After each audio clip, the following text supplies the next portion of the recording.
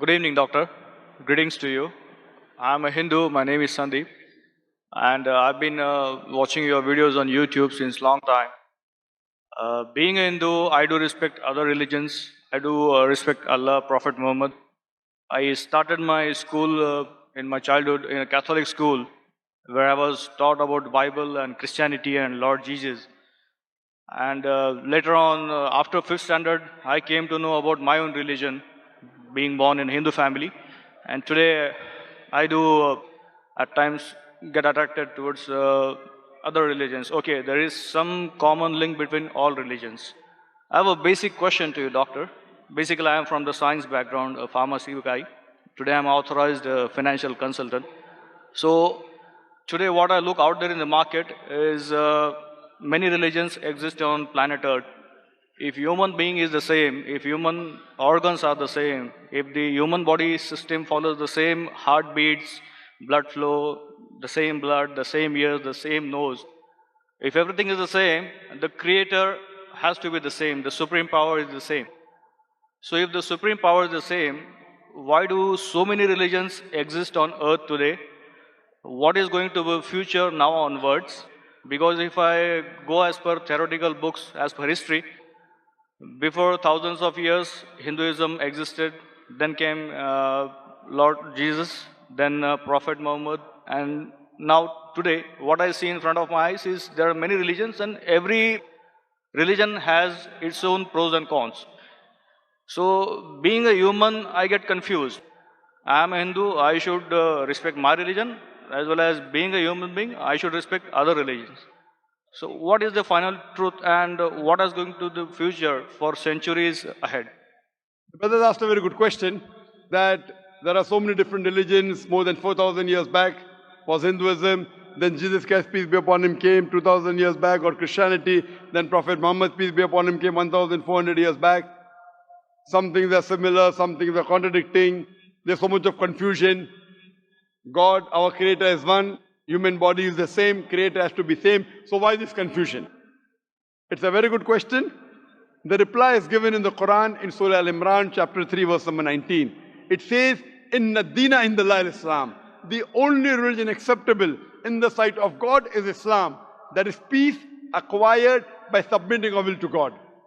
Almighty God only gave one religion to the human beings. As I said earlier, Almighty God has only sent one religion. But He has sent many messengers. When He sent messengers who got messages, by the passage of time, the message got changed. Again a new messenger came, he brought a fresh message. Again the people changed it, again a new messenger came. It happened for many years, down the ages. But all the messengers brought, the basic message was the same. Almighty God, the last and final message was the Quran. Now you will ask me this question, that why did God reveal the Quran 1400 years back? Why didn't He reveal the Quran directly? Reveal the Quran directly? No confusion. You know, my son, he wants to become a doctor. He tells me, Father, Abba, why do you put me into nursery, then junior KG, senior KG, first standard? Why you put me in school? Directly put me into medical college. I said, son, if you want to be a doctor, first you have to go to nursery, pre-primary, primary school, secondary school, medical college, then you'll become a doctor. You can't directly enter a medical college because you won't understand.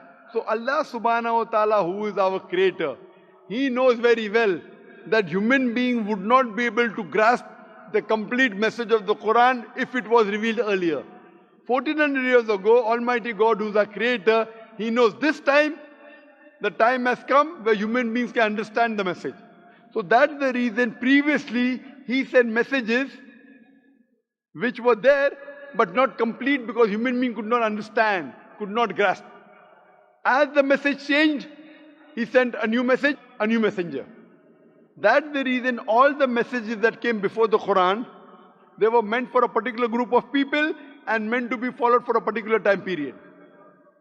All the messengers that came before the last and final messenger, Prophet Muhammad Sallallahu Alaihi Wasallam, were only sent for a particular group of people and was meant to be followed till a new message came. Almighty God, He knew 1400 years ago was the time when human beings can understand the final message of the Quran. He revealed it. And He sent the last and final messenger, Prophet Muhammad, peace be upon him. Since Quran was the last and final message, it was not only meant for the Muslims or the Arabs, it wasn't meant for one particular group of people, it was meant for the whole of humanity. All the messengers that came before were meant for a particular group of people, and the message was supposed to be followed for a particular time period. Because Prophet Muhammad, peace be upon him, was the last and final messenger, he was not sent only for the Muslims or the Arabs, he was sent for the whole of humanity.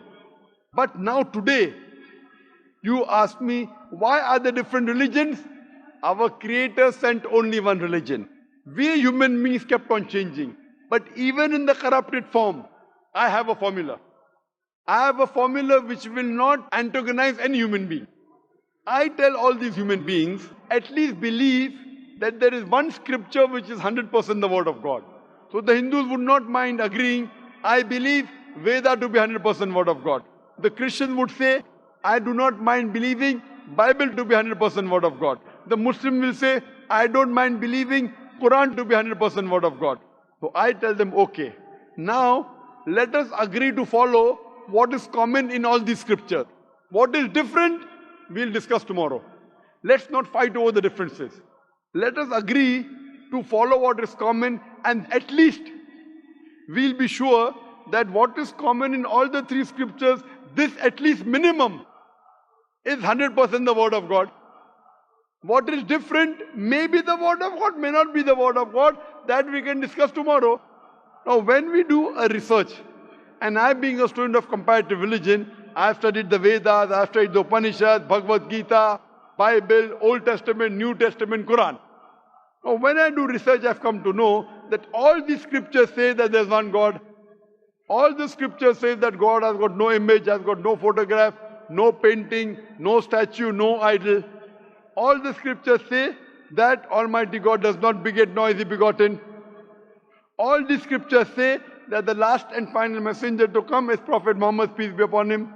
I have quoted in this session many verses from Hindu scripture that Prophet Muhammad is the last and final messenger. I have quoted from the Bible. I have quoted from the Quran. So at least let us agree to follow what is common. Bible, Vedas, Quran, all three say that you should not have alcohol. And I've quoted that in my earlier answer. All three say that you should not gamble. All three say that you should not have pork. So let us agree to follow what is common. So you have to agree that there is one God. You have to believe Prophet Muhammad is the final messenger of God. You should not have alcohol. You should not have pork. To pray, we have to do the sujood. All these are common points. So I'm asking the question that if you say you are a Hindu and you say that you respect other religions, I'm asking the question, do you believe that there's one God? As per books, I do. Do you believe that idol worship is prohibited? That's a confusing area. It's very clear in the Hindu scriptures. Yajurved chapter 32 verse number 3. Na tasya pratima asti. Of that God there is no pratima, there is no photograph, no painting, no image, no idol, no statue.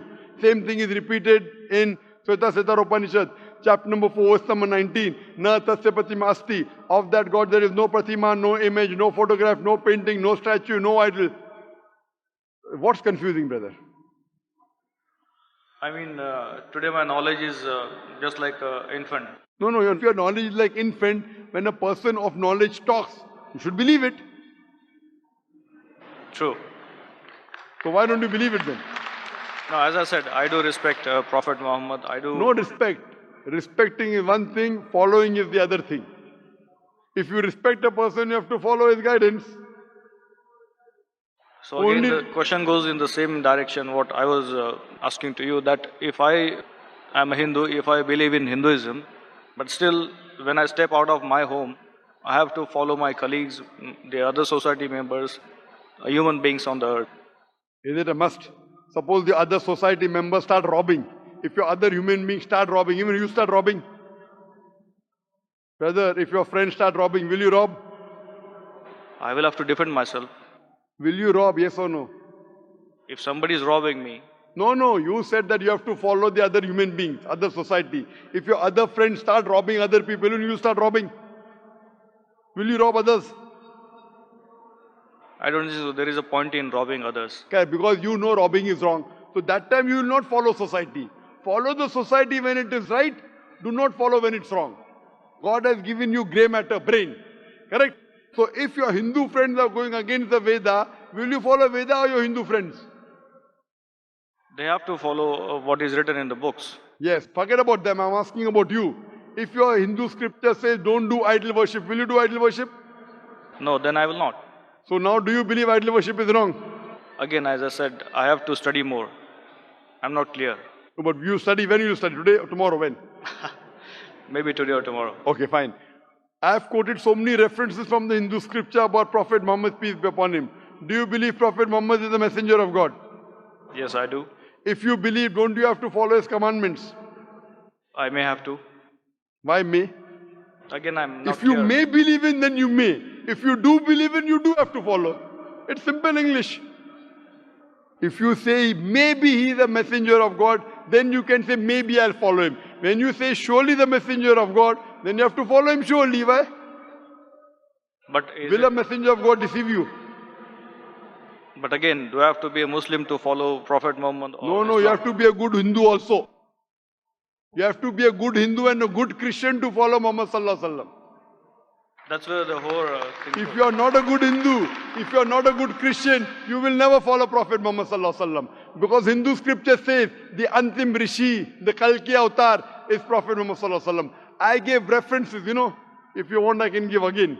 Do you want me to give the references again of Prophet Muhammad in the Hindu scriptures? I did listen to your references. I need to go through them. Fine. So inshallah go today. Tomorrow, I would give you the first chance. And there's a lady there. You too, I would give the first chance.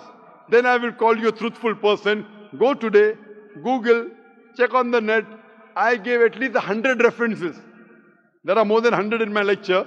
If you see, on Hindu scriptures talking about Prophet Muhammad Sallallahu Alaihi Wasallam, talking about one God, talking not to have alcohol, not to have pork, not to gamble. What is different we'll discuss tomorrow. At least what is common we should agree.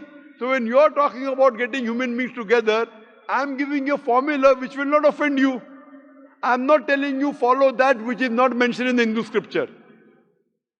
I am telling you follow what is mentioned in Hindu scripture and the Quran. 100% you will be a good Hindu, good Christian, and even enter into Islam. May not be good Muslim, at least enter, and then your scripture says you have to follow the guidance of the last messenger, you have to follow the Quran. So if you follow the Quran correctly and the sayings of the Prophet Muhammad Sallallahu Alaihi Wasallam, you will be a good Muslim. And I'm waiting that inshallah if we can do it today, tomorrow inshallah we can interact. Thank you very much, doctor.